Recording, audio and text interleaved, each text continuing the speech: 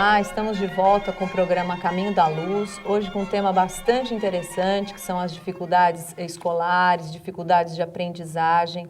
E hoje a gente está entrevistando a Suzane Rechtenwald, que é fonoaudióloga, psicopedagoga, e está trazendo essas preciosas informações para a gente. Suzane, como você falou já no primeiro bloco, a gente ouve muito falar de dislexia, acredito que o nosso telespectador deva conhecer alguém ou já ouviu falar. O que é? Explica para a gente o que é, que distúrbio é esse e o que pode ocasionar aí nas fases de aprendizagem das nossas crianças.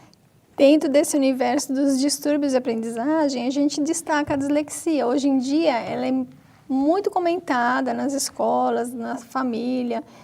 E a dislexia é uma questão, uma dificuldade orgânica de funcionamento que desencadeia sintomas na escrita, na fala, no desenvolvimento escolar da criança como um todo. Vai dificultar o desempenho dessa criança na escola. Dá para a gente algum exemplo para o nosso telespectador perceber, de repente tem na própria casa uma criança que está escrevendo de um modo diferente ou tem uma dificuldade, às vezes, de compreensão, enfim, como que você pode trazer para a gente? Nas crianças menores, a mãe pode observar alguns comportamentos como dispersão, ela chama, a criança não responde, a criança é desatenta, ela muda muito rápido de atividade, ela está brincando com bola, de repente solta, vai brincar com um carrinho, e ela tem um comportamento estabanado, derruba as coisas, não é atenta. Quando ela entra na escola, ela começa com alguns comportamentos como, ela não tem um traçado, um risco muito bom, ela não pinta dentro do desenho, escapa muito. Quando ela começa a ser alfabetizada, por exemplo, ela pode espelhar a letra, pode omitir, trocar as letras das palavras. Na fala, ela tem uma dificuldade em relação ao vocabulário, à estrutura da frase. Então, é um universo muito grande de sintomas que a gente pode identificar na dislexia. E a gente conhece vários famosos disléxicos, né? E tem como ser cuidado, o importante é que vá... A dislexia não quer dizer que a criança não aprenda, ela aprende. E que não seja inteligente, não é isso? E que não seja inteligente, é o funcionamento que é diferente. A gente tem o Tom Cruise, outras celebridades, que nem se manifestam a respeito e que são portadores, entre aspas, dessa dislexia e que não impedem de ter uma vida normal. Suzane, e no caso da leitura, também há uma interferência? A criança tem dificuldades para ler? Tem. Ela tem dificuldade na sequência, na velocidade de leitura, na interpretação, na memorização. Ela pode ler de uma forma servil, de uma forma mecânica, mas ela não interpretou, ela só leu as letras, né, de uma forma bem deficiente em muitos momentos, e ela principalmente tem dificuldade de interpretação. Pede para fazer uma redação, é um parto, a criança se recusa, não gosta. E, Suzane, é interessante nós percebermos também que cada criança se desenvolve um pouco melhor, eu não sei se é pelo sistema pedagógico ou pela própria característica social da escola. Eu sei que eu tive uma experiência em que a minha filha saiu de uma escola para outra e foi impressionante a melhora dela no rendimento, mas não só no rendimento escolar, mas como parece que nasceu uma nova criança dela, né? Você tem, durante a sua experiência, visto alguns casos como esse?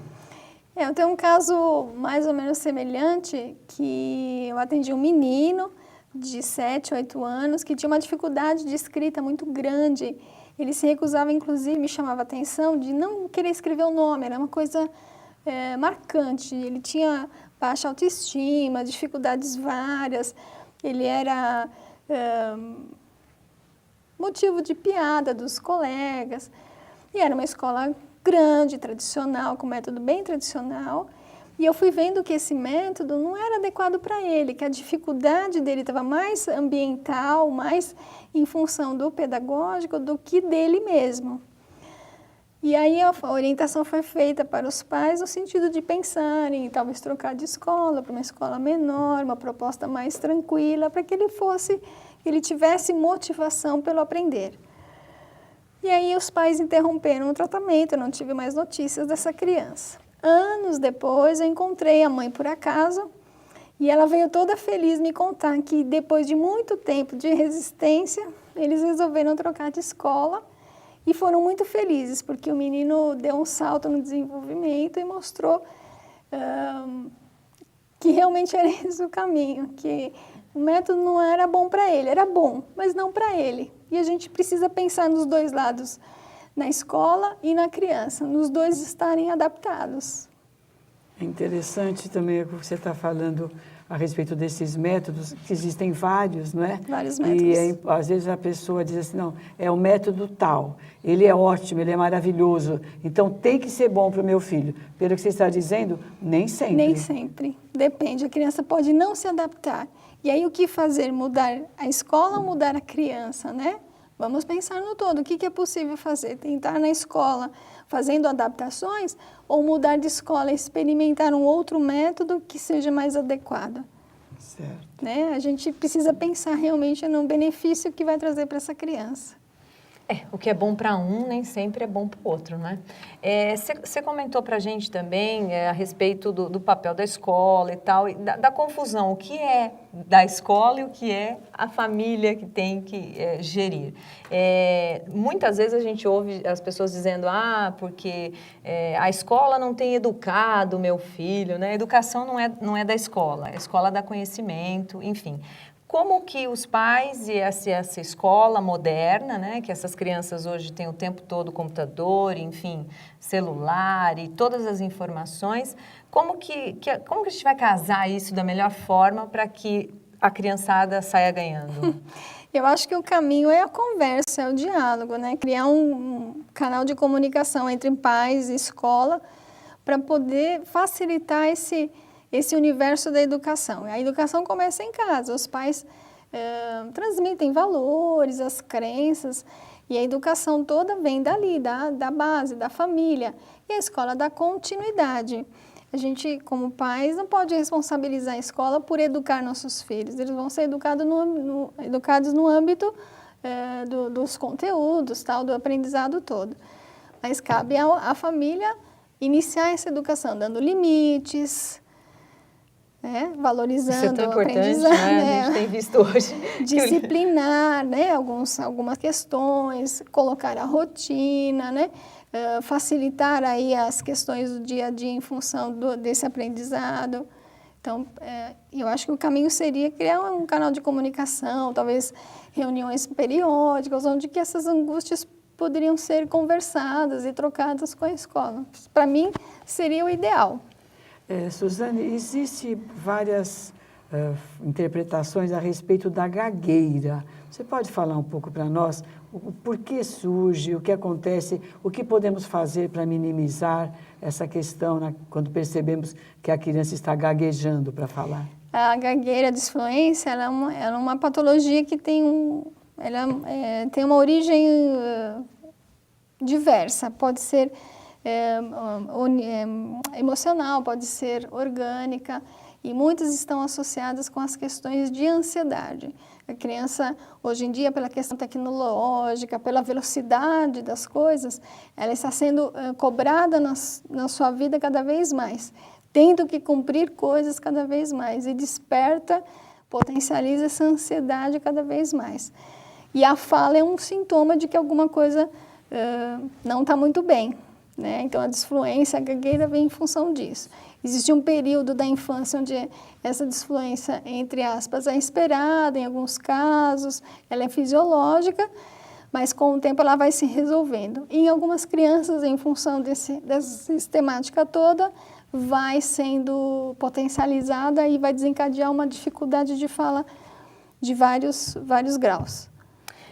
Suzane, quais são as orientações práticas que você pode deixar para os nossos telespectadores, que nós já estamos quase no final do nosso programa, que está muito bom, mas a gente gostaria de ouvir de você. Em relação às questões escolares, pensando no aprendizado como uma forma de evolução, né?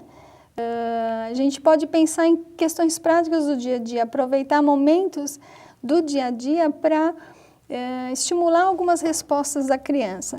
Por exemplo, ir ao cinema, depois discutir o filme, pedir para a criança representar um personagem tal, como é que foi o comportamento dele, por aí vai.